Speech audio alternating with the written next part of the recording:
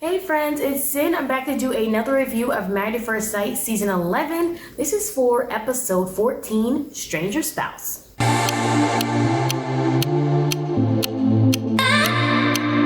Alright y'all, so this episode was alright. It's one of those episodes when we're getting towards the end and they just dragging them out because they need to hurry up and get on with decision day.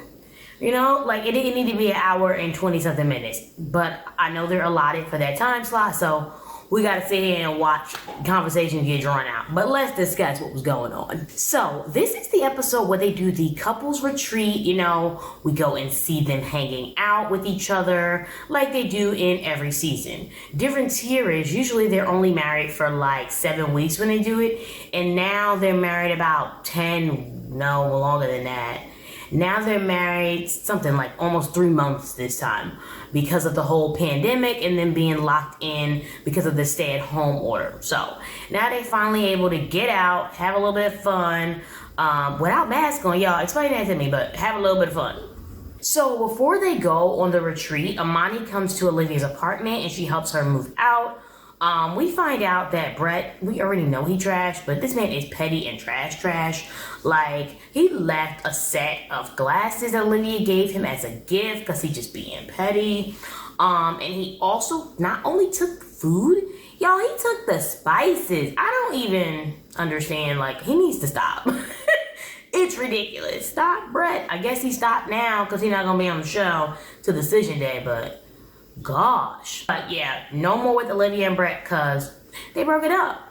Then all the couples, go to the retreat. So I'm just going to talk about each couple like I usually do, but most of the couples were all around each other this episode. So let's see how this goes. So I'll start off with Woody and Amani. They are still going strong, enjoying themselves. They still seem really happy with each other. They do hang out for a little bit together. They play dominoes, just having a good time, being cute. And they discuss what would they do, what would the person have to do for them to say no on decision day. And Amani says, trust. If she can't trust Woody, then she would have to say no. She can't have trust issues. He can't change the way he's acting, and now he can't be trusted. Reasonable, makes complete sense. It is a little silent when she says that. He just sitting there and he yeah. Woody, you better be trustable. Don't be sitting there silently. Y'all know I be keeping my eye on him. They my favorite couple, but I also have to keep my eye on Woody because, he may not be fully ready for marriage, and we trying to make sure he is for Amani. That's what it is, right? But really, there's not much that goes on with Woody and Amani at all. At one point, they are all standing at the table and talking to people, and I can't even remember who says that marriage is about hope or whatever, hoping that everything's gonna be fine. And Amani says, yeah, we're hoping everything's gonna be fine too. We don't know. She says to Woody, and Woody's like, no. And then Amani's looking like, oh shoot, well, maybe I shouldn't have said hope because we're supposed to be in love. That was actually kind of funny to me. I understand what she means though. You could be in love with somebody, but that still doesn't mean you know the future. They are hoping everything's gonna turn out right because that's what they want. But, that's what she meant. But it was funny to me. But really, that's it with Woody and Amani. It is not much going on with them. Then I'm going to move on to Christina and Henry. So before they actually go on the trip, Woody meets up with Henry. And he discusses the problems that's going on in his relationship. He tells Woody that Christina's a liar. They just not working out well. She done said he was gay, which we know happened last episode. And Woody just looking like, oh God, this relationship is a hot mess. So that's what happens before they get on the trip. Then they actually go to the cabins and everything. And Christina and Henry are basically pretending like nothing's happening. We know they aren't really speaking to each other. Christina isn't spending much time in the house. Christina has recently accused Henry of being gay from some text message she says she got, but she also didn't show Henry the proof. Now, this is my point I'm going to make about the text message she got. What I would like to say, which I had honestly forgot about last time I reviewed the show, is I really do think Christina is lying. When I really thought about it, I think she's lying because we all know if Christina really got this text that said Henry was sleeping with some guy, and now, you know, he's supposed to be gay or bisexual, whatever. You know that she would have talked to the camera. She would have pulled out one of those little cams. She would have taped herself. She would have been like, oh my God, I found out information. Henry has been lying to me. Like, I feel like she would have did that, but she didn't. And honestly, this feels like a way for Christina to be like, if he don't like me, he must be gay. Girl, that's not how it works, though. Like, he could just not like you. He doesn't have to not like women. You're a woman he doesn't like and is not attracted to. You know, it's not how it works. The world doesn't move over on you, and all men don't want you, and that's okay. Pretty sure she don't want all men. So yeah, that's my point on that. Then all of the couples are sitting at the table and they're discussing Olivia and Brett, and Christina starts crying and she's like, oh my God, I just feel bad. She's such a good girl. First of all, she's a woman, so calling women girls. It's freaking weird. And it's freaking awkward. Everybody's looking at Christina like, why are you crying? It's just like sometimes Christina puts on these shows and I don't know why, what she's doing, honestly. It's confusing. I don't know what she's doing. I don't know why she's crying. It looks weird. And she needs to stop. And everybody's just like, okay.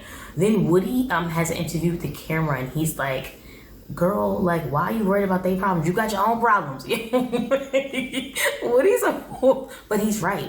She has her own problems in her relationship, non-relationship. But she worried about Olivia and Brett and crying. Girl, stop the tears. You're doing too much. And how about let's stop skirting around these issues that you and Henry have while y'all just smiling around in this goddamn cabin. But, you know, they're not going to do that.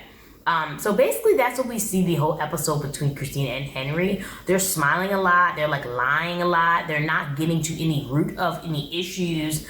And it's just weird. It really is strange. When they're at the table, Christina's like, yeah, I see potential in this relationship. And I'm like, what? And Henry's like, I'm just glad to be here with everyone. I'm just like, okay, I guess. So they're just avoiding the issues and they're acting like things are going okay. More Christina than Henry, because Henry basically says Christina's pretending like everything's fine. And I think because she is, he's kind of following the lead. But boy, you could do whatever you want. And y'all pretend like everything's okay. It just doesn't make any sense. Because y'all don't even like each other. Right? You know, like, I don't know. It's a mess. Then they have a part where the couple's supposed to write a letter to their younger self, like a 9-year-old, 8-year-old self, something like that. And Christina and Henry does this. And they are just vague in both of their letters, but Christina has a point where she says, if it doesn't feel right, it doesn't feel right. And Henry starts laughing because he knows she's talking about them. They're basically throwing shots at each other. So then Henry reads his letter and he's like, just remember, your judgment is always on point. Definitely talking about Christina. I'm like, y'all are funny because y'all are throwing shots at each other, but y'all can't eat. Y'all being passive aggressive. Just freaking say it to each other, though. It's annoying to me that they're passive aggressive when you could just say stuff to each other and y'all could just break up like Olivia and Brett. But instead, y'all want to be throwing shots in letters like, oh, I was always right about my judgment. Meaning Christina was always trash because she lied from the beginning. And Christina's saying, when you know you're right, you're right. Like, oh, I just always knew that me and Henry wasn't going to work. Okay, y'all, so say it to each other and break up. Stop wasting our time to talking in circles because I don't have time for it. I really don't. But my last point on Christina and Henry, I will say, is that Christina is lying a lot, I feel like, throughout the episode. Henry's more skirting around the issues. He'll, like, say to the couples, like, you know, even though things aren't going well, I, you know, would like to see this through the end. Christina is saying things like, oh, you know, I think this really could work out, blah, blah, blah. Girl, no, you don't. And I forget, Christina also backtracks in the beginning of the episode, and she says, oh, I should have never brought up that gay text I got. I should have told him originally I got it, and just said, you know what, I don't believe it, but I want to let you know what happened. No, Christina, you're trying to save face. You're backtracking, because now you know we don't believe you. You don't have proof of it. And it's not making you look good on TV. So now you gotta backtrack and say, I don't think Henry's gay. I just, you know, got this text and I should never say anything about it. Like, girl, stop, okay? Just stop. Look, let's not. You're a liar. We figured out now that you're a liar. And we didn't know how much of a liar you were. But you be lying, girl. You just be making up stuff sometimes, and it's not good. And now we can't really believe anything she say. I can't get down with the liars like Michael last season. I just can't. I don't know what y'all. Once you be lying too much, I don't believe nothing you say. So yeah, I don't believe the girl. But that's really it with Christina and Henry. They really should just end this now. Stop skirting around issues. They talk in circles the whole episode. They don't get to anything. And they throw shots at each other. And we don't have time for it. Just break up, please. Y'all aren't meant for each other. It's not gonna work. And y'all know it. So why are we pretending? Christina's pretending for TV and Henry's trying to be nice. But we don't need it. No. Then it is Karen and Miles, and I have started giving Karen the name Deadeyes, y'all. Listen, I have tried for almost this whole season to just be nice to Karen. I have tried to see her side. I have tried to give her the benefit of the doubt. But y'all, I don't dislike Karen. I don't hate her or anything like Brett. But I'm just tired of her, you know? She's so emotionless and dead-eyed and disinterested. And I'm tired of it. I really am. So, one thing I will say, she is a little disinterested this episode, and she does have reason to be on this episode. Because she does say that her and Miles don't really want to go to the couples retreat. The pandemic has just happened. People are killing black people. Black people are out protesting. They're black. They're like, do we really want to be going on a retreat? Or should we be staying home processing our feelings or doing other things?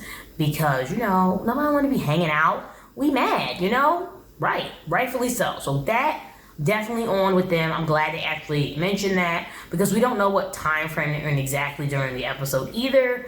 But I am glad that they brought that up. So good for Karen and Miles being like, y'all just want people to do stuff like we not black people and like we don't have things going on other than Married at First Sight. Get your life. So I'm glad.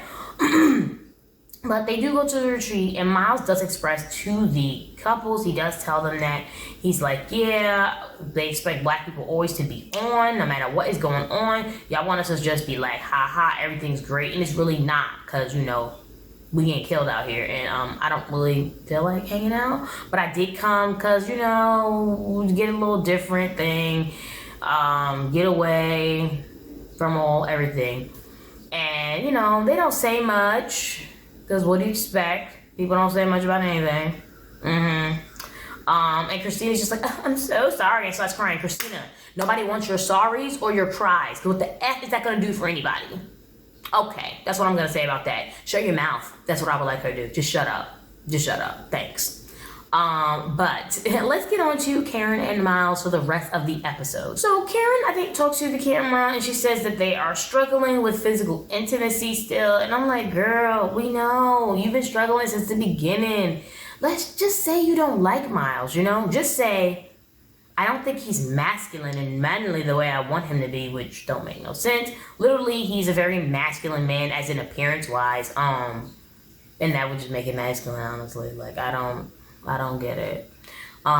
So he is masculine, but she's just like, yeah, we're struggling with intimacy. Yeah, you are, because you don't like him. And can we just admit it now? I'm tired of making excuses for you. I've tried to say like, yes, you want to move slow, but you don't. Because they're slow, and then there's like, moving like you did. You know, I don't get it. Miles has said on this episode that they still don't even like hug really or even kiss. So it's not, if there's no affection and intimacy, girl, you don't want to. And they're all at the table, you know, with the couples. And I think Bennett is discussing how him and Amelia is getting really comfortable and how all the couples should be more comfortable because they have been in this marriage way longer than any other Married at First Sight couple because of the pandemic. And you can see Miles look a little sad because I notice his face, and it's because they've been in this a long time. But him and Karen aren't really comfortable. Not in the way he would want them to be. They're like comfortable, kind of like friends-ish. But like, no, it's not like people who are married or even dating. So I see that he looks sad. I definitely peeped that. And I'm like, it's because of this. What is this? Like, he's just sitting here like, come on, I had nothing. He wants to feel like somebody wants him, and Karen don't. That's what the problem is. She don't want him, so he don't feel wanted. It ain't gonna work. But they do this couples game, and Karen and Miles actually wins because they know a lot about each other. And I think it's because they're more like I said, friends. Because I think that if once they get divorced, they're not gonna really hang out. So I say friends, like that's not gonna stay friends. Besides that, Miles does meet up with Woody and he discusses things going on with Karen. He's like, listen, we got no intimacy. We're not having sex. Nothing's going on. I don't know how you can have a decision day with none of that happening. And Woody does say like, oh, I don't know how you'd be able to choose and you didn't have sex with her. And honestly, I don't even think it's the sex part. He doesn't have to have sex with her really to choose. I mean, he might want to because he's trying to see how their sexual chemistry works, but he has nothing. He is trying to make a decision with no affection, with no intimacy at all. That means that your decision has to be no. Because if she keeps saying, oh, we have to grow and we're going at a pace, at your pace, girl, in 5 years you're gonna finally be initiating kisses. This man don't want that in a relationship. He wants affection. This is not it. And she knows it. I feel like she don't like him, but she knows he's a good person and people see him as a good person, so she wants to pretend like she does. That's what I'm finally seeing. And I feel like from the beginning, when Karen got to see his Instagram profile and she saw that he expresses emotions and that he isn't the type of man she want to date, probably some type of toxic masculine guy. Her toxic masculinity radar didn't shine through for Miles. She said, oh, he ain't the one for me. And I feel like ever since then, there has been this disconnect. I'm not sure if Karen always is dead-eyed and disconnected or if it's just because of Miles. But she should be sitting there like this. And I'd be like, girl, can we get some life in you? Just a little bit. I'm gonna need just a smidgen. Hello, are you there? She don't be there. I be hella confused where she's at, but present with Miles, she's not. She's not at all. But that's really it with Karen and Miles. I think even one point in the episode, Karen says like, yeah, we're getting to know each other. Girl, you've been getting to know each other for months. Do you know each other a little bit? Do you want to kiss him? No, you don't. You don't. Just say that, because I'm tired of it. I'm tired of these couples pretending. I don't have time for it anymore, okay? Not pretend for TV. Dead eyes. Just tell him, okay? Please. Then it is Bennett and Amelia. I really don't have much to say about them either, but they are still doing well, having a good time, saying that they're happy with each other. When we see them all talking with the couples, Miles starts to ask them a question and Bennett's like, whoa, before you ask that question, yes, we have had sex. We is getting it on. And everybody is laughing because that's not even what Miles is going to ask. So that was hilarious, honestly. Besides that, what the freak? They just doing random stuff like they always do. Bennett tries to do some worm dance for Amelia. He looks a hot mess. And the biggest thing is when they have to write their letters to their younger selves, Amelia writes a letter like when she was thinking more about things and she brings up Bennett, which I don't think she needed to, but she brings up Bennett and how she's gonna go on a TV show or whatever, and it's gonna be great because she's found somebody for herself. Bennett spends his whole letter talking about Pokemon cards and how he should keep this Pokemon card that was rare and win $20,000. Listen, if I had talked to my younger self and I had some merchandise that was worth $20,000, I would tell myself to keep it too. What I will say is, his letter shouldn't have been a whole letter about Pokemon cards. He could have made that 1 or 2 lines in the letter, That man is excessive. And I don't think he needed to bring up Amelia. That's not really important. But he don't have no life lessons he wants to tell himself. Like, maybe be more stable with money because he ain't got that much. Like something. Tell yourself some information. I don't know. Something.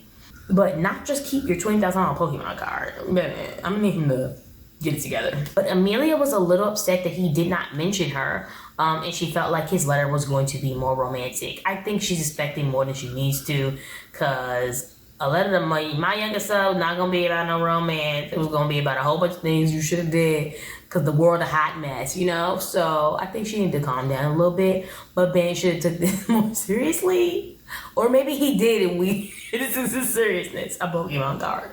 Okay, but besides that, they play basketball. And they're terrible at it. They don't know how to throw a ball. Listen, I can't play basketball, but I know not to do that.